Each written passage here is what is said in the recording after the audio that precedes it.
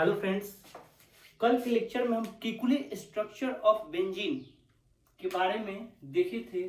आज के इस लेक्चर में हम molecular orbital structure of benzene के बारे में देखेंगे। सबसे पहले एक बात मुझे बोलना है, कमेंट बॉक्स में बहुत लोगों का रिक्वेस्ट आया है कि मैं 760 नोट्स प्रोवाइड करूं। एक और उन लोगों का आया है कमेंट में कि वर्ड को मैं थोड़ा क्लियरली लिखूं, एक क्लियरली विजन नहीं था। मैं कोशिश किया हूं थोड़ा क्लियरली लिखने का और वर्ड को बड़े बड़े लिखने का। आप लोग चाहें तो स्क्रीनशॉट ले सकते हैं और आज से मैं डिस्क्रिप्शन बॉक्स में नोट्स भी प्रोवाइड कर दूंगा। चलिए आगे बढ़ते हैं।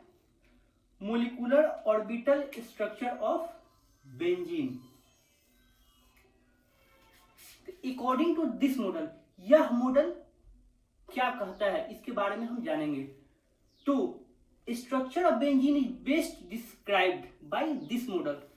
Molecular orbital structure of benzene, molecular orbital ये जो मॉडल है वह अच्छे तरीके से बेंजीन की स्ट्रक्चर को डिस्क्राइब करता है। अब यह मॉडल होता क्या है, ये ऑर्बिटल स्ट्रक्चर होता क्या है, इसके बारे में हम आज की क्लास में जानेंगे। आगे कंटिन्यू करते हैं।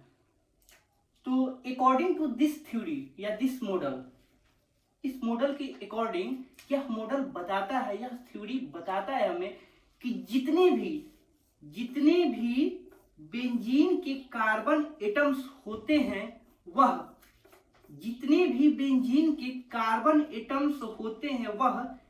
sp2 हाइब्रिडाइज्ड होते हैं। जितने भी बेंजीन के कार्बन एटम्स होते हैं वह sp2 हाइब्रिडाइज्ड होते हैं। अब यहाँ पे एक डाउट आ रहा है, sp2 हाइब्रिडाइज्ड ही क्यों होते हैं, ये हाइब्रिडाइजेशन होता क्या है, sp2 sp sp3 होता क्या है। तो इसके लिए हम हाइब्रिडाइजेशन के क्लास में डील करेंगे। यहाँ पे थोड़ा सा डाउट क्लियर करने के लिए हम यहाँ पे शो किए हुए हैं, आप लोग को यहाँ से हेल्प मिलेगा। तो इसे कार्बन का एटॉमिक नंबर 6 होता है। ग्राउंड स्टेट में इसका इलेक्ट्रॉनिक कॉन्फ़िगरेशन मेरा ये है 1s2 2s2 2p2। Excited state में इलेक्ट्रॉनिक कॉन्फ़िगरेशन ये है 1s2 2s1 px py z।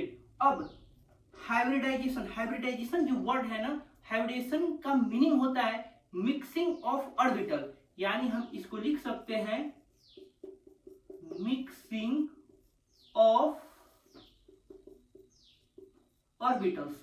Of orbitals. यानी हाइब्रिडाइजेशन में होता क्या है, ऑर्बिटल्स का मिक्स होता है। तो sp2 हाइब्रिडाइजेशन में एक s ऑर्बिटल और 2 p ऑर्बिटल मिक्स होकर 3 ऑर्बिटल्स का फॉर्मेशन करते हैं, जिसको हम sp2 हाइब्रिडाइज बोलते हैं। यानी कि इसमें एक s ऑर्बिटल है और 2 p ऑर्बिटल्स हैं, और pz जो है वह अनहाइब्रिडाइज्ड ऑर्बिटल होता है जो कि एक इलेक्ट्रॉन को कैरी कर रहा है। तो ये पहला पॉइंट मेरा क्लियर हो जाना चाहिए कि बस ये पहला पॉइंट सिंपल सा बता रहा है कि जितने भी कार्बन एटम होते हैं वह sp2 हाइब्रिडाइज्ड होते हैं। सेकंड पॉइंट बोलता है, ये थ्योरी सेकंड पॉइंट हमें बताता है कि जितने भी sp2 हाइब्रिडाइज्ड कार्बन एटम होते हैं, जितने भी sp2 हाइब्रिडाइज्ड कार्बन एटम्स होते हैं वह हाइड्रोजन एटम से सिग्मा बॉन्ड का फॉर्मेशन करते हैं और दूसरे कार्बन एटम से भी वह सिग्मा बॉन्ड का फॉर्मेशन करते हैं। मैं इसको यहाँ रब करता हूँ और यहाँ पे समझाने की कोशिश करता हूँ। दूसरा पॉइंट बताता है कि जितने भी बेंजीन के कार्बन एटम्स हैं वह हाइड्रोजन एटम से सिग्मा बॉन्ड का फॉर्मेशन करते हैं। यानी sp2 ऑर्बिटल्स मिक्स करता है s ऑर्बिटल्स ऑफ हाइड्रोजन और दूसरे कार्बन एटम से भी यह सिग्मा बॉन्ड का फॉर्मेशन करते हैं। यानी कि दूसरे कार्बन एटम्स का sp2, यानी ये एक कार्बन एटम दूसरे कार्बन एटम के sp2 ऑर्बिटल से मिक्स करके सिग्मा बॉन्ड बनाते हैं और हाइड्रोजन के s ऑर्बिटल से मिक्स करके सिग्मा बॉन्ड बनाते हैं। फिर से यहाँ पे फोकस करते हैं हम कार्बन एटम, बेंजीन के इच कार्बन एटम्स हाइड्रोजन के s ऑर्बिटल से मिक्स करके सिग्मा बॉन्ड बनाते हैं और अदर कार्बन एटम के sp2 ऑर्बिटल से मिक्स करके सिग्मा बॉन्ड बनाते हैं। ये मेरा दूसरा पॉइंट हुआ। तीसरा पॉइंट बोलता है, ये थ्योरी में तीसरा जो पॉइंट बोलता है वह हमें बताता है कि जितने भी सिग्मा बॉन्ड हैं, जितने भी सिग्मा बॉन्ड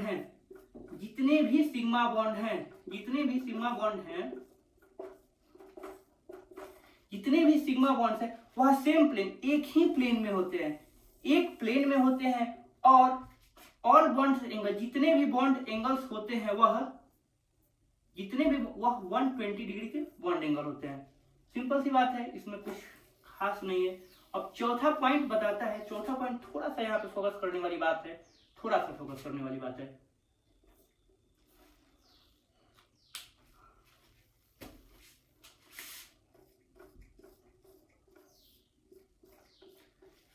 यहाँ पे ये जो पाई इलेक्ट्रॉन, तीसरा जो पॉइंट हमें बताता है, ये जो पाई इलेक्ट्रॉन्स हैं, ये जो पाई बॉन्ड्स के जो इलेक्ट्रॉन्स है वह डीलोकलाइज्ड होते हैं, यानी कि ये पाई बेंजीन का जो पाई बॉन्ड का फॉर्मेशन होता है वह due to delocalization of all six electrons of the p orbital. मैं यहाँ पे इलेक्ट्रॉनिक कॉन्फ़िगरेशन लिखा था, वहां बताया था एक pz ऑर्बिटल्स में एक इलेक्ट्रॉन जो है जो कि ऑन हाइब्रिडाइज्ड है। तो ऐसे each and every carbon atoms के पास pz ये ऑन हाइब्रिडाइज्ड हैं। तो ये इसके जो इलेक्ट्रॉन्स है वह डीलोकलाइज्ड होते हैं। डीलोकलाइज का मतलब क्या है? जो कि एक जगह स्थिर नहीं रहे, यानी घूमते रहते हैं, वो डीलोकलाइज्ड रहते हैं। तो ये due to delocalization of pi electrons of carbon atom, pi electrons of p orbitals of carbon atoms formed pi bond. Simple सी बात है। एक बार और इस पॉइंट को हम देखते हैं, एक लाइन में इसको खत्म करते हैं, तो कुछ नहीं है कि कार्बन एटम्स में जो pz ऑर्बिटल्स में एक फ्री इलेक्ट्रॉन्स होते हैं वह मिक्स करके वह आपस में पाई बॉन्ड का फॉर्मेशन करते हैं, यहाँ पे तीसरा पॉइंट खत्म होता है। यहाँ पे एक पॉइंट हमें नोटिस करने वाली बात है, कि जैसे कि एक एग्जांपल होते हैं कार्बन तो ये भी पाई बॉन्ड है। और एक रिंग लेते हैं, जैसे कि बेंजीन रिंग ही ले लेते हैं क्योंकि बेंजीन के बारे में पढ़े, यहाँ भी पाई बॉन्ड है। तो इस पाई बॉन्ड और इस पाई बॉन्ड में क्या डिफरेंस है? इस पाई बॉन्ड और ये ओपन चेन का है या रिंग चेन का है, क्या डिफरेंस है? यहाँ पे एक डिफरेंस, हल्का सा एक डिफरेंस आता है। ये पाई बॉन्ड, अगर मैं बोलूं कि ये पाई बॉन्ड वीक होता है और ये पाई बॉन्ड स्ट्रॉन्ग होता है, तो मैं सही बोल रहा हूं या गलत बोल रहा हूं? बिल्कुल सही बोल रहा हूं। ये पाई बॉन्ड स्ट्रॉन्ग होता है और ये पाई बॉन्ड वीक होता है। यह क्यों वीक होता है या क्यों स्ट्रॉन्ग होता है? इसलिए क्योंकि एरोमेटिक रिंग में, एरोमेटिक कंपाउंड्स में जो पाई बॉन्ड्स बनते हैं वह डीलोकलाइजेशंस ऑफ पाई इलेक्ट्रॉन्स के डीलोकलाइजेशंस के कारण बनते हैं, जो कि स्ट्रॉन्ग पाई बॉन्ड का फॉर्मेशन करते हैं। और due to this strong pi bond formations, extra stability of benzene ring or another aromatic compounds found। ये जो स्ट्रॉन्ग पाई बॉन्ड्स होते हैं वही एक्स्ट्रा स्टेबिलिटी प्रोवाइड करते हैं। अब इसका बहुत मेजर रोल है। अब यहाँ पे मेरे नोट्स में नहीं है, बट यहाँ पे आगे मैं बता दे रहा हूँ। अब इसका फार्मास्यूटिकल कंपनी में, फार्मास्यूटिकल इंडस्ट्री में ड्रग्स बनाने में क्या यूज है, क्यों? तो हम लोग वहां पे एरोमेटिक कंपाउंड्स में, जैसे कि एग्जांपल लेते हैं एस्पिरिन, या एक एग्जांपल लेते हैं पैरासीटामोल। इसमें एरोमेटिक कंपाउंड्स के बनते हैं। क्यों एरोमेटिक कंपाउंड्स के बनते हैं? मैं अभी बताया कि उसमें पाई बॉन्ड स्ट्रांग होते हैं जो कि एक्स्ट्रा स्टेबिलिटी प्रोवाइड करती है, और इस एक्स्ट्रा स्टेबिलिटी के कारण ये कंपाउंड मोर स्टेबल होगा, जिससे कि यह अनदर कंपाउंड से रिएक्शन नहीं कर पाएगा या फिर स्लो रिएक्शन करेगा। तो ये ड्रग्स बनाने में एरोमेटिक कंपाउंड्स का हम लोग यूज करते हैं ताकि वह स्टेबल रहे। चौथा पॉइंट सिंपल सा है, ये कंफ्यूजन आया था यार, इसमें पाई बॉन्ड है और ये सर्कल हो गया, इसका मीनिंग क्या होगा? तो बस ये सर्कल है ना, ये सर्कल रिप्रेजेंट कर रहा है कि ये जो पाई इलेक्ट्रॉन्स है पाई बॉन्ड के, वो कंप्लीटली डीलोकलाइज्ड है, तो कुछ खास बात नहीं है। अब यहाँ पे ऑर्बिटल पिक्चर डायग्राम देख लेते हैं कि कैसे जो भी मैं बताया हूँ ये पॉइंट्स बस ऑर्बिटल पिक्चर डायग्राम से हम देख लेते हैं। ये कार्बन मेरा एटम है, ये कार्बन एटम्स है, तो कार्बन एटम्स ये दोनों sp2 और sp2 ऑर्बिटल से मिक्स करके सिग्मा बॉन्ड बनाए, ये sp2 टाइप सिग्मा बॉन्ड्स हैं। और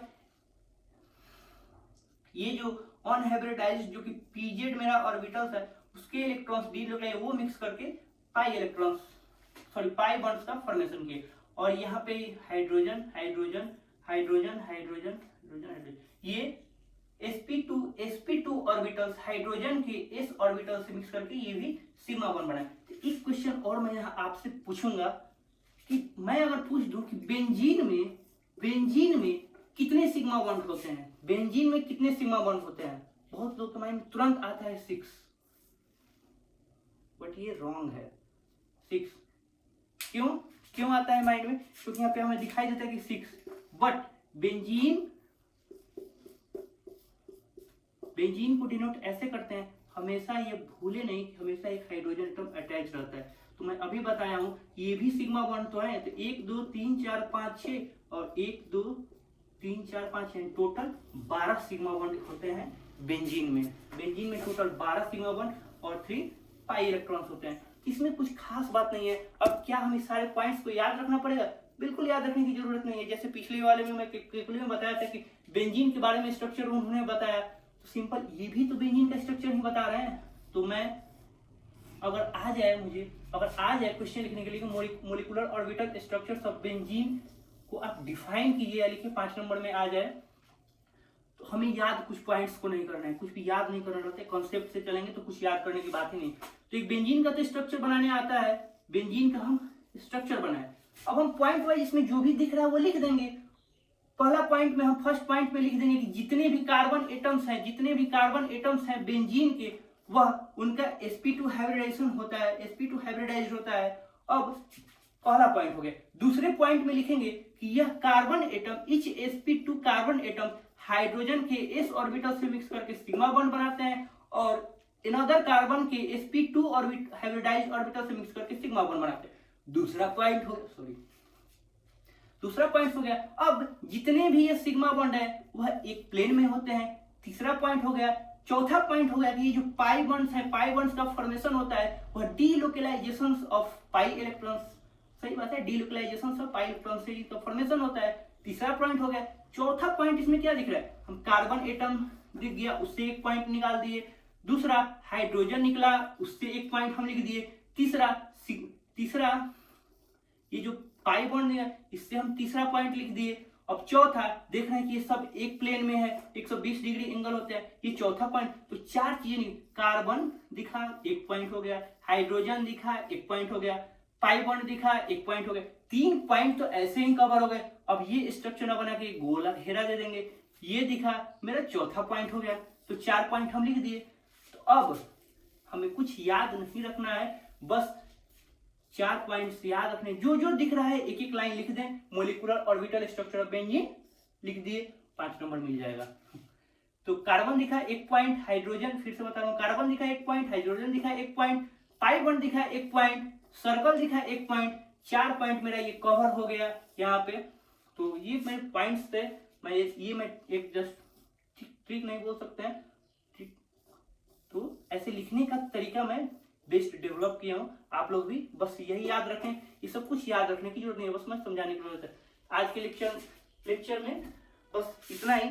नेक्स्ट लेक्चर में हम आगे से प्रोसीड करेंगे जो कि मेरा आएगा हक्कल रूल। Thank you.